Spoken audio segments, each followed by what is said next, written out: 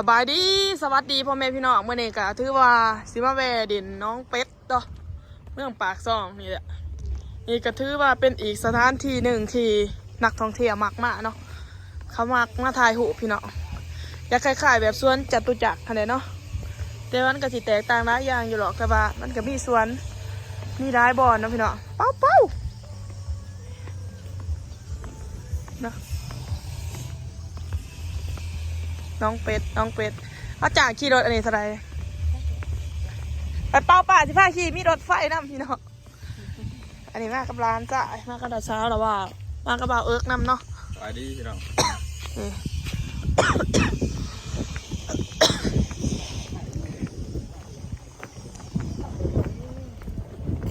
น้องเป็ดมีเป็ดก่อนสิเอิดน้องเป็ดท่าแตงพามรีสอร์ทเนาะนี่เด้เขาต้องเข้ามักถ่ายหูบน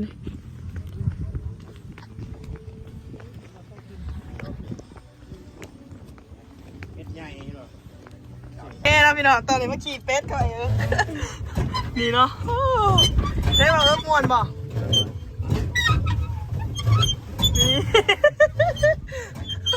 ให้เอาเข้านะ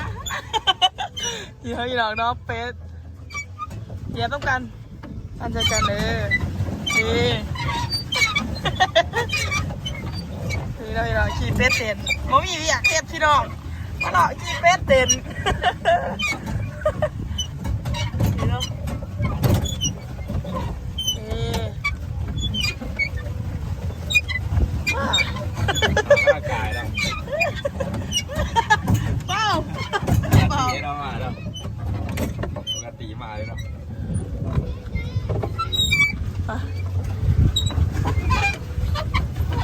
นั่งนี่ก็ได้เป้าม่วนบ่เนาะบอลนะกับชิมี่บอลเขานั่งกินนั่งยังแบบคาเฟ่เนาะนี่บอลสั่งอาหารนี่บรรยากาศดีขนาดพี่น้องเลยอ๋อบอลในบอลนี้นี่บอลน่ะพ่อแม่ต้องแหกมาด้วยโอ้ปวดขาออกกำลังกายเปล่ามาพี่น้องกินพันกระปุกน้ำตาลมาเนี่ยก่อนกลับ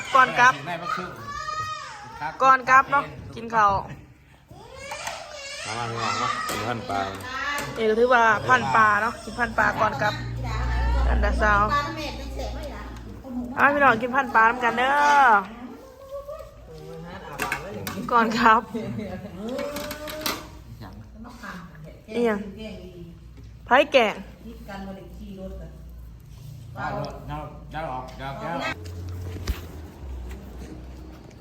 มาพี่น้องต้มยำกับปลาอันกระปุกน้ำกันเด้อจ้า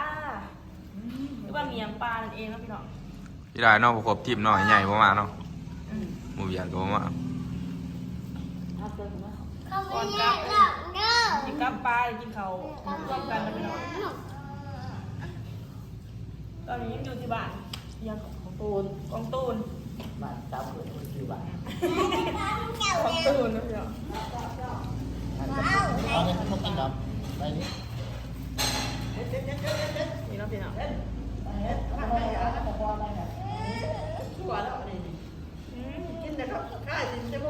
เฮ็ดแก้วก็คือนี่แสบกว่าจ้ะเนาะแก้วมันบ่เข้ากันบ่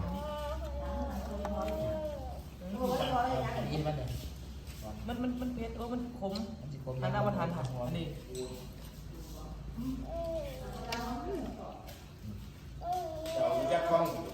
ไม่หรอกเอามาเขาดุมันสุกขี่ปลาวะเลยโมเมนต์ก่อยดีมากผมยังไม่กินหรอกบูดแล้วมันอากาศเขาพักร้ายแล้วพี่น้องในบ้านเลยเนาะอยู่ปากซองมันคือแถวทงเขาได้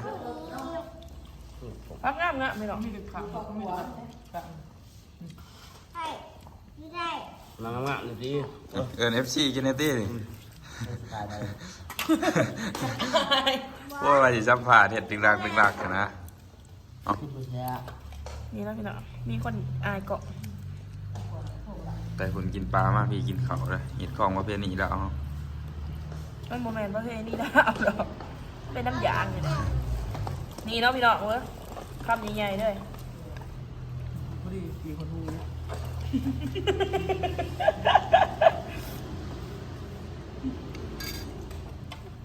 นี่เอามาไก่ๆเบิกนี่นะพี่น้องเดี๋ยวลองตาซิม ภาษากูมากินน้ำกันอิ่มมั้ง แล้วก็เซฟเขาได้เหมือนกัน มีเซฟเฮ็ดแจ่วแซ่บใช่ไหมอยากอันนะอยากได้แจ่วน้ำเพิ่นเนาะ ต้องมาติดต่อ เป็นมีสูตรน้ำจิ้มเด็ด ให้ใจกับผู้กายเลยนี่แล้วพี่น้องหลังจากกินแดดแล้วกินอิ่มแล้วบ่าวก็มาอีกกับตะไคร้เนาะเป็นมาอันดังนี่กินพันปลาพี่น้อง ผู้ปลาเลย เป็นน้ำกอกมั้งวะ ทำหนึ่งทายปฏิทินแล้วเกิด โมติจะได้แต่พากเรือเมาอ๋อนี่เนาะกันกระปุดเด้อจ้าคอยนี่กันพากร้านคือกันคอยนี่ร้านแย่กันบอกผมเดิ่งกันนะนี่นะพี่น้องวิธีพันปลามา บ่ายแต่เดี๋ยวเราซื้อบัวหิมะมาอีใจกิน ได้เอามาแล้วบอก ราคาผิดกับผิด นี่ระบบไปอร่อยอ่ะเปิดมือระว่า อาบน้ำเนี่ยนี่กระสอบวิชาไปจุกอ่ะ นี่ก็สอนไม่โดด เอามาพี่น้องกินข้าวพันกระปุด จับที่เราเหรอร้องเหงาก็เพิ่งขอ ด้วยแม่